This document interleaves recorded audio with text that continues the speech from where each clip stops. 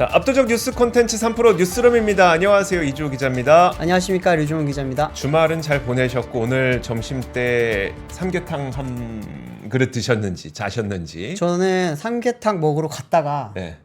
60번이 제 앞에 60팀이 있는 거예요. 여의도에서 복날 삼계탕 먹으러 간 것 자체가 잘못이에요. 네, 그래서 바로 내가 잘못했구나 깨닫고 다른 거 먹으러 갔습니다. 그러니까 최진웅님도 지금 초복에 풀만 먹고 출근 준비 중이라고.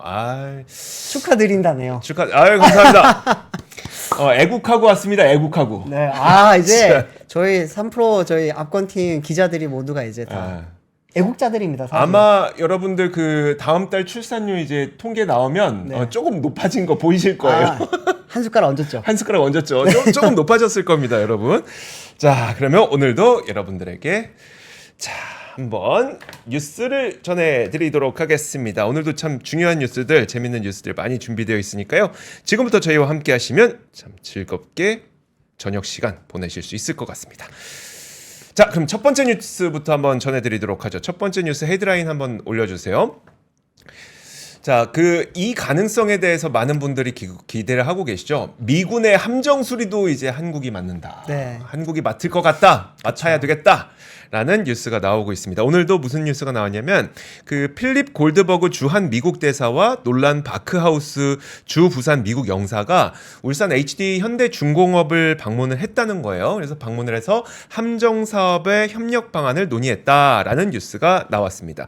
사실 올해 2월에 카를로스 델 토로 미국 해군 장관도 울산 HD 현대중공업을 찾은 바가 있었죠. 이게 맥락이 있는 겁니다. 그러니까 뭔가 하나씩 진행이 되고 있고 이 진행되고 있는 것들이 좀 연결어 가게 되면 결국은 미군의 해군을 그러니까 건조하는 것도 우리나라가 할 수도 있는 거고, 그렇죠. 뭐 아직은 안 하고 있지만 할 수도 있는 거고, 그리고 미국 해군의 그 군함이 수리가 필요할 때 우리나라 조선사들이 그 수리를 또 맡을 수도 있는 거고, 그런 맥락의 하나로 여러분들께서 좀 이해하시면 될 것 같습니다.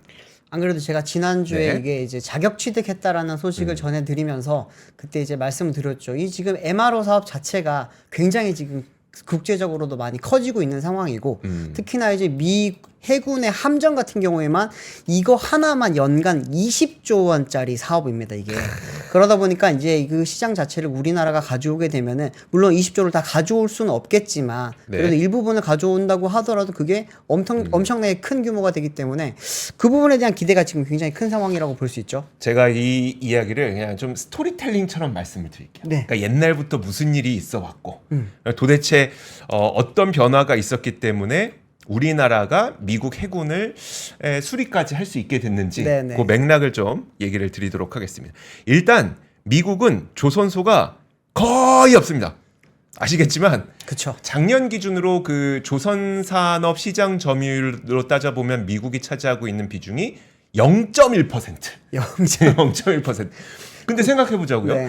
미국의 해군 군사력은 세계 1위죠. 세계 최고죠. 세계 최고죠. 네. 그럼 좋고 큰 배는 누가 만드나? 그러게요. 누가 만드나? 이해가 안 되는 부분이죠. 이해가 안 되는 거. 자, 그러다 보니까 이게 어떤 사연이 있냐면 사실 여러분들 많이 들어보셨을 텐데 미국에는 존스 액트라고 하는 법안이 있습니다. 그렇죠. 이게 사실 1차 세계대전 때 만들어진 법이라고 보면 되는데 1920년이 이제 1차 세계대전 그 시점이잖아요. 그 1, 2차 세계대전 당시에 이제 미국에서 만드는 배로 미국의 뭐 군함도 만들고 조선소에서 뭐 해갖고 뭐 일자리도 만들고 부품도 만들고 해서 일자리도 만들고 조선산업도 키우고 하자고 해갖고 존스 액트를 만들었는데 그러다 보니까 그때 나왔던 이 존스 액트의 특징이 뭐였었냐면 미국에서 미국 연안을 움직이는 배는 무조건 미국 조선소에서 만들어야 하며 미국 인력을 통해서 만들어야 된다라는 법을 정했던 게 이 존스 액트였었죠. 이게 1920년대 만들어진 건데 사실 냉전 시대가 이제 끝났잖아요. 그렇죠. 냉전 시대가 끝나고 자유무역을 하고 하다 보니까 굳이 우리가 조선소에 이렇게 돈을 많이 들여야 되나라는 생각을 하게 되면서 1980년대 레이건 정부가 자유경쟁을 중시하면서 조선업에 대한 보조금을 대폭 축소를 하게 됩니다. 자, 그러다 보니까 이제 그 미국 내에서는 아무래도 조선 산업이 좀 쇠퇴할 수밖에 없게 됐고 그쵸. 게다가 제조업 기반 자체가 좀 쇠퇴를 하고 있는 와중이었기 때문에 조선도 네. 마찬가지로 좀 쇠퇴를 했습니다. 이런 가운데 또 우리나라를 비롯한 일본, 중국 이렇게 아시아 3국이 조선 산업에 뛰어들게 되면서 네. 이 삼중고를 맞게 되는 거죠. 미국의 조선 산업 자체가. 자, 그렇게 해서 이제 미국은 조선 산업을 이제 등한시하고 거의 이제 하지 않았었는데 갑자기 러시아 우크라이나 전쟁 터지죠. 이스라엘 그 하마스 전쟁 터지죠. 미중 갈등이 일어나고 있죠. 세계가 두 조각이 나니까 야 이거 다시 냉전과 비슷한 어려운 상황이 처해지게 됐는데 네. 야 우리 군함 누가 만들어야 되냐? 우리 군함 고장 나면 누가 수리해 주냐? 중요하죠. 네, 이런 문제점이 이제 발생을 하게 돼서 그러면 군함을 건조하고 수리할 수 있는 지역 내지는 기업 그리고 조선소, 도크 이런 것들이 필요하게 된 건데 여기에서 이제 일본과 한국과 같은 동맹국이 나설 수 있게 된 겁니다. 사실 그 한화오션이 얼마 전에 국내 기업 최초로 미국 펜실베니아의 필리조선소를 인수했잖아요. 네. 이게 이런 맥락이라고 보시면 될 것 같고요. 사실 미국 내의 한화오션은 이제 조선소를 인수했기 때문에 여기서는 이제 나중에 긴 시결로 보고 이제 먼 미래를 봤을 때는 조선소도 있기 때문에 미군의 건조도 가능해지게 된 겁니다. 물론 조선소 있다고 무조건 시켜주지는 않습니다만. 그리고 그쵸. 그리고 이제 그 HD 현대중공업의 경우에는 지난주에 이제 류종훈 기자가 전해줬던 것처럼 군함 유지보수 자격 이거는 MSRA라고 해서 함정 정비 협약을 획득하게 됨에 따라서 이제 그 미국의 조선소가 있지 않지만 그래도 어디선가 수리를 해야 되는데 야 한국에서 여기 수리할 수 있어 라는 자격을 획득하게 된 겁니다. 사실 지금도 태평양 함대의 경우에는 워낙 태평양에서 이제 작전을 수행을 하다가 야 고장났다 미국 갔다 오자 하면 너무 멀잖아요. 그쵸. 그래서 일본에서 지금 일본도 마찬가지로 아까 그 말씀드렸던 MSRA라고 하는 함정 정비 협약을 체결했기 때문에 일본에서 일본 해군 기지에서 지금 정비를 해주고 있거든요. 그쵸. 이것과 마찬가지로 우리나라에서도 마찬가지로 이 자격을 획득했기 때문에 해군 정비 자체가 가능해지게 된 그런 거라고 보시면 될 것 같습니다. 그리고 뉴스에 나온 거 보면 이제 함정 사업의 협약을 논의했다라고 하는데 이 함정 사업이라고 하는 게 되게 뭉뚱그려서 추상적으로 말했지만 결국은 비전투함과 전투함을 모두 다 포함하는 건데 네. 다만 우리가 트랙 레코드를 쌓기 전까지는 비전투함 위주로 함정 수리를 맡기다가 트랙 레코드가 쌓이고 신뢰도 쌓이게 되면 그때부터는 전투함 사업까지도 우리가 수리를 할 수 있게 되는 그 정도의 그 사업이라고 보시면 될 것 같습니다. 그래서 결국은 미국 해군의 수리를 한국이 맡을 수 있는 발판이 마련됐다. 마련됐다고 보시면 될 것 같고요. 대신 그리고 오늘 뉴스가 또 나왔습니다. 뭐냐면 한국조선해양이 컨테이너선 12척을 계약을 했다는 거예요. 네. 이건 이제 다른 뉴스인데 연결지어서 말씀드리면 이렇게 됨으로써 올해 수주 목표를 지금 올해 몇 월 지났죠? 지금 이제 절반 넘었죠. 절반 조금 넘었죠. 네. 7월이니까 올해 목표를 조기 달성했습니다. 벌써 달성됐어요? 6개월여 만에 올해 수주 목표를 달성을 하게 됐습니다. 오. 지금 오늘 나온 뉴스는 이제 유럽 선사와 15,500TEU급 컨테이너선 12척에 대한 건조 계약을 체결했고 총 계약 네. 규모가 3조 6,832억 원이라고 하니까 이게 그러면 한 척당 어느 정도 가격이죠? 거의 한 1,500억, 1,300억. 1,300억? 1,300억 정도 되는 그 컨테이너선을 이제 수주를 하게 된 건데 12척을 수주한 거니까. 네. 근데 이게 되게 의미 있는 게 뭐냐면 컨테이너선은 사실 누구나 생각했던 것처럼 다 나온 줄 알았습니다. 우리가 팬데믹 때 워낙 컨선 부족할 때 엄청난 컨테이너선 주문이 쏟아졌잖아요. 그쵸. 그래서 컨테이너선은 나올 만큼 다 나왔구나라고 생각을 했었는데 이것도 마찬가지로 전쟁이 터지고 공급망이 분리되고 지금 수에즈운하 막히고 이러다 보니까 야 컨테이너선 아직도 부족한데? 그쵸. 라고 해서 컨테이너선이 추가로 나오고 있다는 것까지 보시면 될 것 같고요. 또 한 가지가 연결지어서 이거 다른 뉴스지만 또 전해드리고 싶은 게 뭐냐면 HD 한국조선과 STS 중공업의 기업 결합 승인이 공정거래위원회로부터 조건부 승인 결정이 나왔습니다. 이게 사실 어떤 내용이냐면 STS 중공업의 선박 엔진 부품과 엔진 제조 그 사업을 이제 인수한다는 건데 네. 사실 이게 만약에 그 HD 한국조선해양이 STX 중공업의 선박 엔진 사업부까지 가져가게 되면 이게 그 압도적인 지위, 1위 지위를 통해서 불공정 경쟁이 생길 수 있다는 우려가 있었습니다. 네. 그래서 공정위에서 이 부분을 좀 살펴봤는데 거기서 가장 문제가 됐던 부분이 뭐였었냐면 크랭크 샤프트라고 하는 부품이었어요.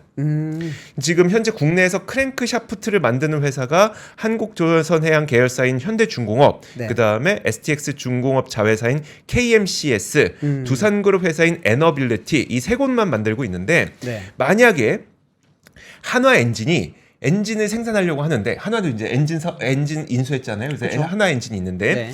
그 엔진을 생산하려고 하는데 크랭크 샤프트가 필요합니다. 라고 해서 이제 지금은 두산 에너빌리티에서 80% 그리고 나머지 20%에서 20%를 KMCS에서 이제 수주를 하고 있거든요. 물건을 받아오고 있거든요. 근데 네. 만약에 지금 그 현대중공업과 한 회사가 된 이 KMCS가 네. 한화 엔진에게 나 크랭크 샤프트 지금 우리 거 만드느라고 한화 엔진에 못 주겠는데요라고 하게 되면 한화 엔진 생산 자체에 차질이 발생할 수 있기 때문에 네. 공정위에서는 그러면 앞으로 3년 동안은 경쟁 엔진사에게 안정적으로 크랭크 샤프트를 납부하도록 해라. 주문 거절을 금지하도록 하고 네. 그리고 최소 물량은 보장해라. 그리고 가격 인상도 제한해라. 납기 지연을 하지 마라. 이런 것들을 조건으로 내걸고 결합 승인 조치를 해줬다라는 뉴스까지 나왔습니다. 근데 이렇게 되고 나니까 결국은 우리나라의 엔진, 특히 선박 엔진 시장에서 한화는 한화 엔진을 갖게 됐죠. 네. 그리고 한국조선해양도 엔진을 갖게 됐죠. 삼성중공업만 엔진을 외부에서 조달해야 되는 그런 상황에 3사의 현실이 좀 처해지게 됐다라는 이야기까지 전해드리겠습니다. 요즘 실적이라든지 주가를 보면 3사가 굉장히 좀 갈리는 것 같아요. 갈려요. HD 현대 쪽이라든지 이제 하나 쪽은 보면 좀 좋거든요, 사실. 많이 좋죠. 근데 삼성중공업 같은 경우에는 사실 뭐 원래 워낙 또 플랜트에 강한 곳이기도 하고 네. 그렇긴 한데 좀 요즘 조선 쪽에서는 약간 혼자 외면받고 있지 않나 그러니까요. 그런 생각이 조금 듭니다. 사실 그 삼성중공업을 제가 이제 기업 탐방을 다녀왔을 때도 네. 중공업에서 했던 이야기가 뭐였었냐면 우리는 이제 EPC 기업이 되고 싶다. 플랜트 기업이 되고 싶다는 네. 플랜트의 턴키 공사가 가능한 우리는 엔지니어링 기업이 될 겁니다.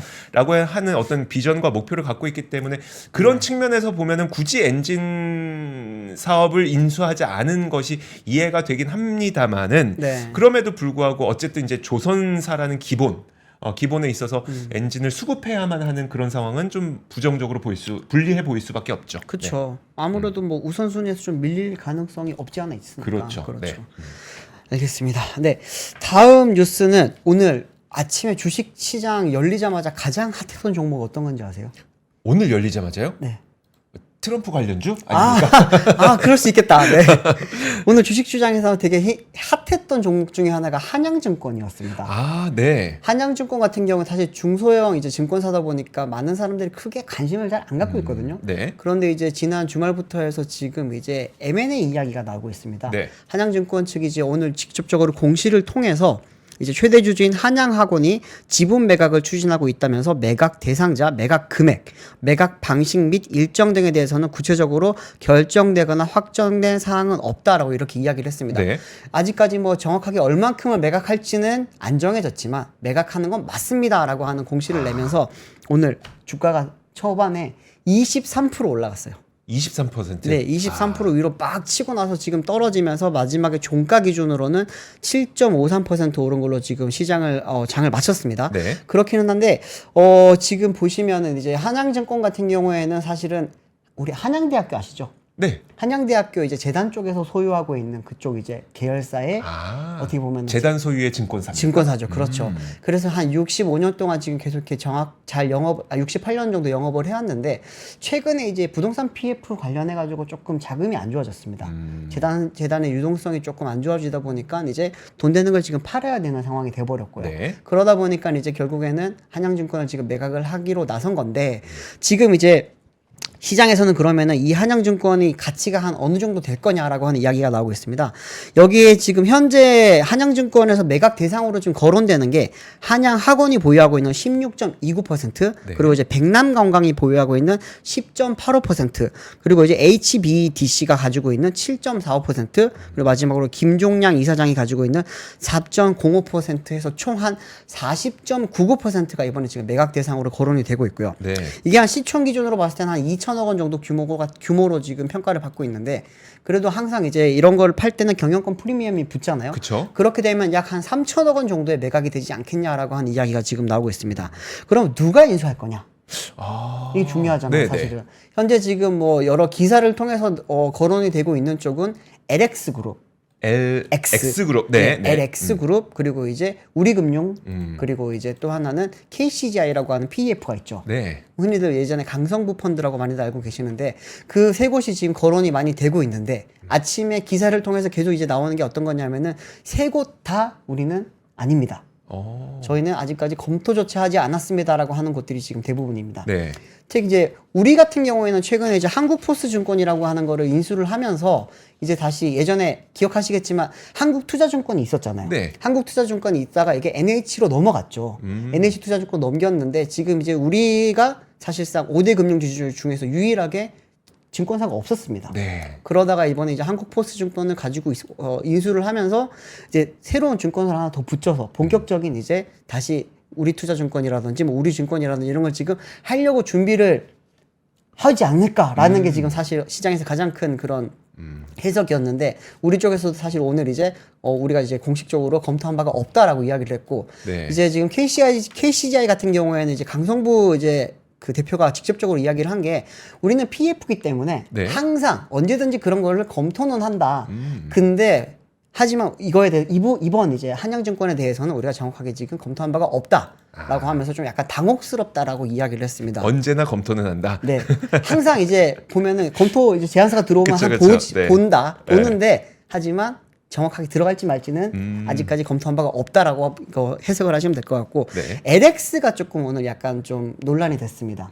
LX 그룹 같은 경우에는 지주사예요. 네. 지주사다 보니까 금산분리법에 따라서 사실상 이제 금융회사를 가질 수가 없거든요. 네. 그런 상황인데, 이제 LX 홀딩스를 통해서 이번에 이거를 인수를 할 거라고 하는 그런 이제 전망 기사가 나오다 보니까 아무래도 이제 IB 쪽에서 그런 이야기가 아마 많이 나왔던 것 같습니다. M&A 쪽이라든지. 그런데 LX 그룹 쪽을 이제 취재를 해보니까, 저희는 이제 금산분리법 때문에 네. 저희는 이제 사실상 가질 된다. 수가 없는 상황인데 어떻게 이런 이야기가 나왔는지 조금 의문스럽다라고 하는 그런 이야기도 나왔습니다. 그래서 제가 좀 이제 금산분리법이 사실상 좀 헷갈리는 부분이 많아요. 네. 많은 분들이 이제 금융자본과 산업자본이 서로 가질 수 없다라는 부분은 알고 있는데, 근데 어떤 부분은 되고 어떤 부분은 안 된다는 말이 있거든요. 네. 흔히들 많이 알고 있는 거는 은행은 안 되지만 나머지 계열은 된다라고 많이들 알고 있는데, 지주사 같은 경우에는 지주회사는 은행뿐만 아니라 모든 이제 모든 금융사를 소유를 할 수가 없습니다. 아, 네. 이 부분에 대해서 자료를 하나 좀 띄워주시면 좋겠는데요. 산업자본의 금융 소유 같은 경우에는 이제 한국은 일반 지주회사의 경우에는 전 금융사 소유 금지가 되어 있습니다. 근데 LX 그룹 같은 경우에는 네. 지주사예요. 지주사다 보니까 LX 홀딩스가 지주사거든요. 일반 지주네요. 그렇죠. 사업 지주가 아닌. 네, 일반 지주죠. 그러다 보니까 금융사 소유가 안 된다. 안 됩니다. 그러다 보니까 이제 증권사를 우리는 가질 수가 없는 상황인데 어떻게 이런 이야기가 나왔는지 조금 모르겠다라고 하는 네. 입장이고요. 잘 생각해 보시면 예전에 이제 LG라든지 SK라든지 이쪽에서 보면은 뭐 카드사 팔고 증권사 맞아요. 팔고 했잖아요. 네. 그것도 다 이거랑 같은 거예요. 그러다 보니까 일반 지주회사를 가지고 있는 것은 못 가지고, 많이들 말씀하시는 게 삼성, 현대차 혹은 이제 뭐 한화 이런 그 곳은 삼성증권은 어떻게 된 거냐? 그쵸. 현대차증권은 뭐냐? 그렇죠. 네. 하나투자증권도 있고요. 그곳은 일반 지주사가 아닙니다. 일반 지주회사가 아니기 때문에, 그러다 보니까 거기서는 이제 현재 이제 계열사를 통해서 가지고 있는 상황이고, 근데 이제 LX처럼 이제 일반 지주사를 가지고 있는 회사들은 사실 금융업에 진출할 수가 없는 상황이죠. 네. 근데 지금 이제 뭐 이것뿐만이 아니라 시장 쪽에서 M&A 시장 쪽에서는 사실 증권사를 가지고 싶어하는 회사는 엄청 많다고 합니다. 그런데 매물이 없어서 네. 지금까지 장이 서질 못했는데, 아. 이 한양증권을 통해서 아무래도 이제 다른 이제 회사들도 슬슬 M&A 시장이 나오지 않겠나라고 호호. 하면서 이제 어쩌면은 이 한양증권이 마중물 역할을 하면서 네. 2018년 이후에 6년 만에 이제 증권사 M&A가 다시 한번 붐이 일어날 수도 있겠다라고 하는 그런 이제 전망도 좀 조심스럽게 나오고 있는 상황입니다. 류종훈 쌤. 류종훈 되게 친절하죠. 우리 류종훈 기자가 저도 이제 모르는 거 있을 때 물어보면 되게 친절하게 설명을 잘 해줍니다. 이주호 기자도 똑같아요. 저희 서로 모르는 거를 서로 잘 가르쳐주기 때문에 모르는 거 서로 몰라 그리고. 그렇죠. 공부해서 알려주고. 류종훈 기자 영역은 제가 모르고 제 영역은 류종훈 기자가 잘 모르고 서로 좀 영역이 좀 달리 있습니다. 그렇죠. 자, 다음 뉴스 한번 보도록 하겠습니다. 다음 뉴스는 바로 이건데요. 오늘 아침에도 이 비슷한 내용이 나왔는데 조금 다른 내용을 제가 준비를 했습니다. 그 폐업 후에 일자리를 못 찾고 있는 자영업자가 1년 만에 23%나 증가했다는 소식인데요. 뭐 몇 가지 좀 드리고 싶은 얘기가 있는 거예요. 그러니까 우리가 고금리 그리고 고물가 때문에 수치적으로 고금리와 고물가가 가장 극심했던 건 사실 올해가 아니잖아요. 그러니까 그쵸. 작년이었죠. 그리고 네. 그러면 이제 왜 그때는 멀쩡하던 그때보다 지금이 더 힘드냐? 사실 이게 수치와 그럼 우리가 체감하는 게 왜 이렇게 차이가 많이 나냐라고 봤을 때 사실 시차가 좀 존재하는 게 분명히 있는 것 같습니다. 자영업자분들에 대한 이야기 잠시 후에 좀 해드리겠지만 결국은 고금리로 버티다 더 이상 못 버티게 되는 시기가 지금쯤이 아닌가 싶어요. 왜냐하면 이제 그때는 그나마 이제 팬데믹으로 인해서 대환 대출도 해주고, 그쵸, 지원금도 뭐 지원금도 나오고 해서 버틸 수 있는 여건이 있었는데 네. 이제 그런 것들이 하나씩 종료가 되면서 더 이상 버틸 수 없는 분들이 정말 한 분씩 이제 사업을 접고 실업자가 되는 네. 그런 현상들이 지금 나타나고 있는 것 같습니다. 자, 지금 그 사업 부진 때문에 장사를 접은 후에 실업자가 된 자영업자들이 1년 사이 거의 23% 증가했다는 뉴스인데요. 와. 이런 분들이 결국은 재취업에 성공하지 못하고 노동시장을 떠나게 돼서 비경제 활동 인구가 된 사람들도 늘어났다는 소식입니다. 화면과 함께 한번 보시죠. 일단 그 통계청의 경제활동 인구조사 마이크로데이터에 따르면 올해 상반기 기준 월 평균 실업자가 91만 8천 명인데 이게 1년 전 같은 기간 85만 9천 명이었던 거에 비해서 6.9% 증가했고요. 지금 보여드리는 표에 의하면 상반기 실업자 중 1년 사이에 그러니까 지금 상반기에 실업자로 그 집계가 된 분들 가운데 작년 자영업자였던 분들, 네. 자영업자였던 분들이 월 평균 2만 6천 명이었던 거예요. 근데 작년에 그런 분들이 2만 1천 명이었던 거죠. 그러면 그것에 비해서 2만 1천 명이었던 것에 비해서 거의 23%나 급증했다는 겁니다. 그런 인구가.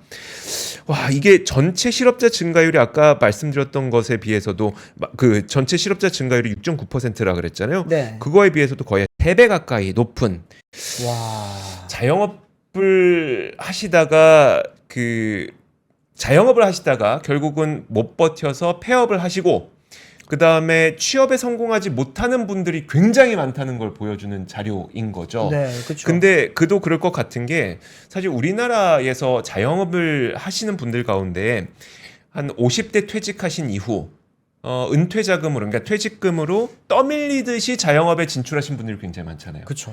그런 분들이 많아서 그런 게 아닐까라는 뇌피셜입니다.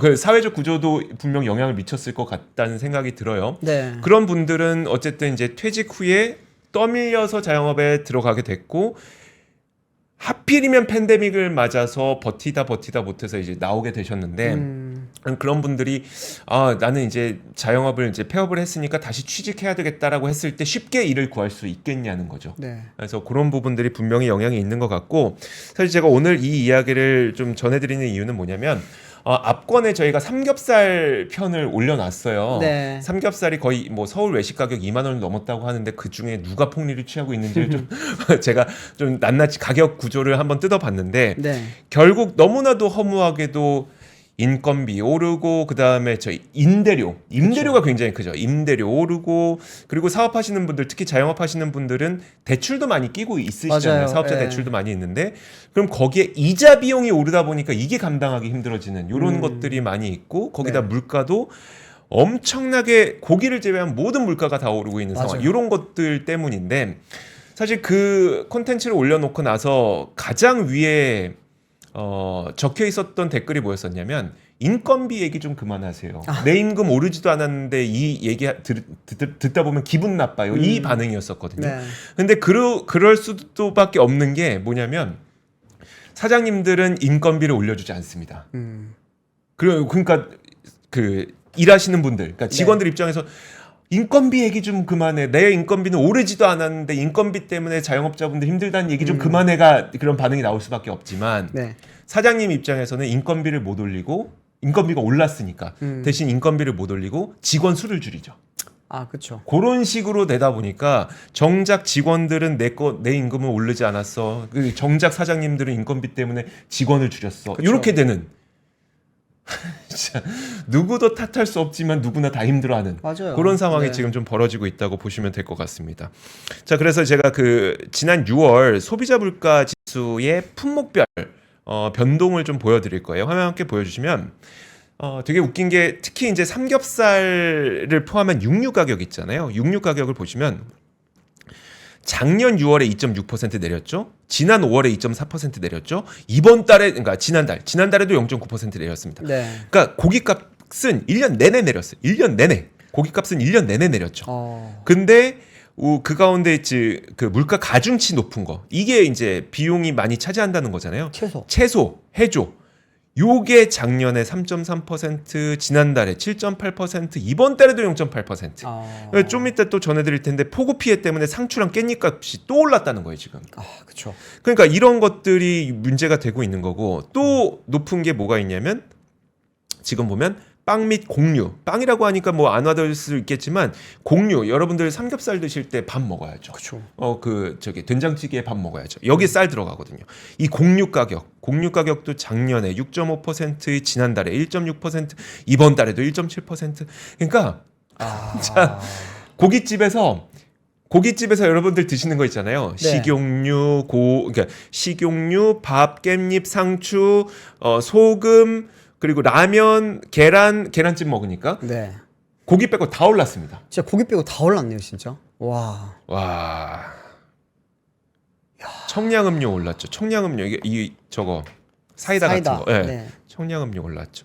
그러니까 이게 참 어려운 상황. 어렵네요. 네, 이거는 참 어려운 상황. 그러니까 자영업자분들은 힘들고 그렇다고 자영업자분들이 비싸게 받는다고 욕할 수 없는 상황. 네. 그리고 이제 직원분들은 내 임금 안 올랐는데 직원분들의 입장도 이해가 되는 상황. 네. 참 누구나 다 어려운 그런 상황이 좀 되고 있어서 참 약한 고리들이 좀 요즘에 약간씩 좀 보이고 있다. 흔들리는 게 좀 보이고 있다. 마트 고깃값 안 내린다고 말씀하시는데 마트 고깃값 잘 보시면요. 그러니까 여러분들 그 고깃값이 어떤 데는 200g에 얼마, 어떤 데는 100g에 얼마 이게 다 다르거든요. 네. 대략적으로 제가 한번 기준 삼아 드리면 대략적으로 200g에 한 3,500원 정도 하면 네. 괜찮다. 그럼 100g 그러니까 마트에서 사는 거. 100g에 네. 한 1,750원 정도. 네. 그 정도라고 보시면 싼 거다라고 보시면 될 것 같아요. 그래서 마트에서 요즘에 일부러 그 할인 같은 거 되게 많이 합니다. 많이 하죠. 네. 네. 그래서 특히 수입산 돼지고기 같은 것들은 수입산 삼겹살의 경우에는 한 100g에 1,800원 정도에 파는 네. 것들도 있어요. 예, 대용량으로 해서. 그런 것들이 좀 싸고 네. 한돈에서 판매하는 것들은 조금 비싸고 그렇죠. 이렇게 보시면 될 것 같습니다. 네. 맞아요. 100g당 2,000원 이상이긴 한데 그 수입육으로는 한 1,800원까지 낮춰서 판매하기도 합니다. 대용량으로. 네. 네. 참 이게 자영업자분들 이야기가 전할 때는 참 마음이 좀 무거워요, 사실. 그쵸. 지난주에 저희가 이제 주로 많이 전해드렸던 이야기 중에 하나가 최저임금 이야기가 많았었는데 최저임금이 결국에는 10,000원 넘었잖아요. 네. 그러면서 이제 자영업자분들은 인건비 부담이 늘어났다라고 말씀을 하시고 그런데 알바생이라든지 노동자분들은 네. 이걸로 우리가 어떻게 먹고 사냐라고 그러니까요. 말씀들을 많이 하시고 거기다 이제 또 임대료 오르고 저런 또 물품 비용 다 오르니까 정말 모두가 힘든 것 같아요. 그러니까요. 모두가.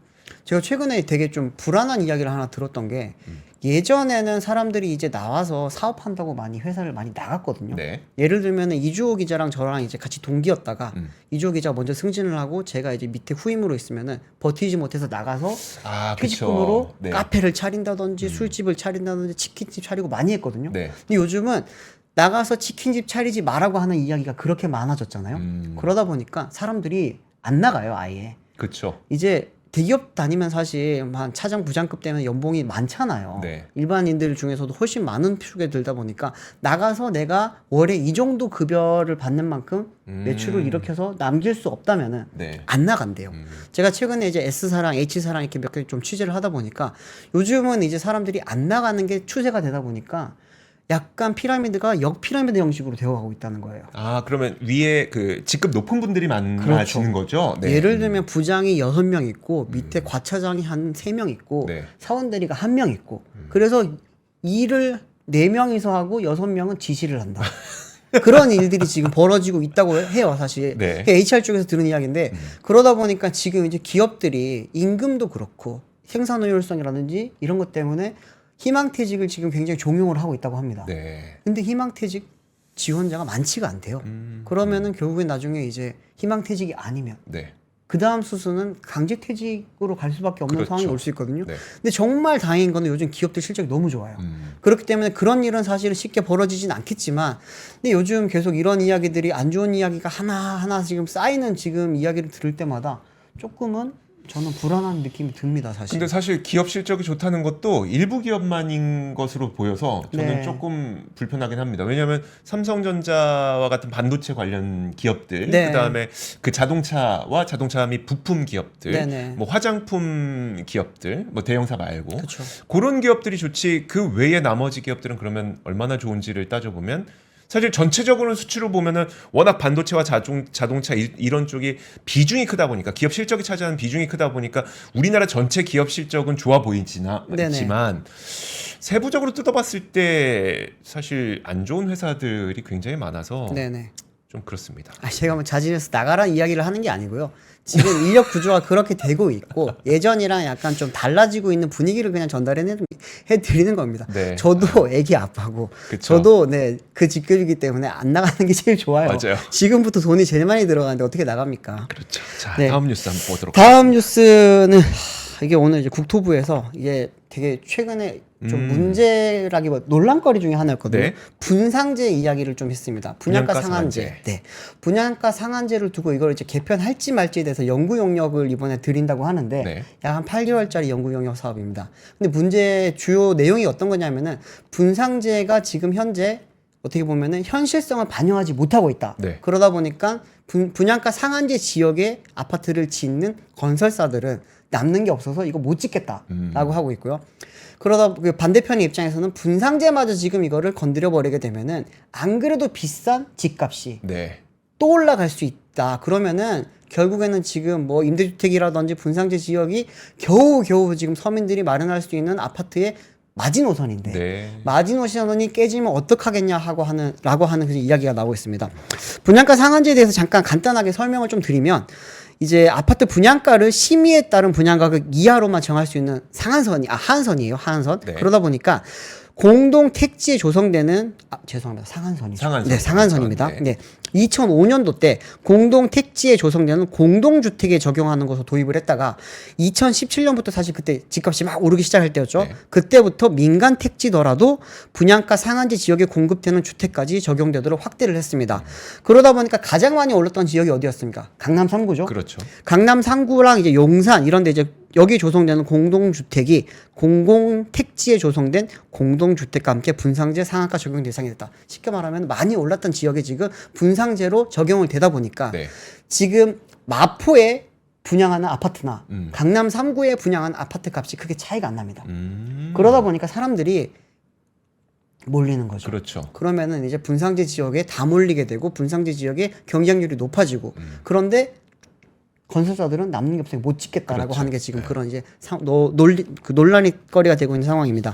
근데 지금 여기에 대해서 지금 건축비가 사실 많이 오르긴 올랐어요. 많이 오르다 보니까 뭐 건설사 입장에서도 맞는 말이긴 한데 SH공사 쪽에서 여기에 대해서 좀 되게 따끔한 소리를 한 게 어떤 거냐면은 지금 2005년 이후 이제 분양한 142개 단지를 분석한 결과 평균 13.8%의 분양이익을 얻었어요. SH가. 네. 근데 여기서 택지비는 110%, 건축비는 마이너스 10%를 기여한 것으로 나타났다라고 하면서 결국 땅 팔아 돈 벌었다는 얘기네요. 그렇죠. 건설한 거는 손해다. 네, 택지비에서 55만 원의 이익을 얻고 아. 50만 원이라면은 네. 건축비에서는 50만 원 손해를 받으면서 총 이제 50만 원의 분양이익을 얻었다라고 이야기를 했지만 서울 지금 평균 분양가가 4천만 원입니다. 평당 네. 그 3.3제곱미터 네, 3.3제곱미터 네. 4천만 원까지 솟은 상황에서 기본형 건축비 등 상한제 이제 분양가 상한제의 구성 항목을 조정을 하게 되면 결국에는 아무도 집을 못 사는 그런 문제가 발생할 수 있다라고 하면서 좀 신중하게 접근할 필요가 있다라고 지금 이야기를 했습니다.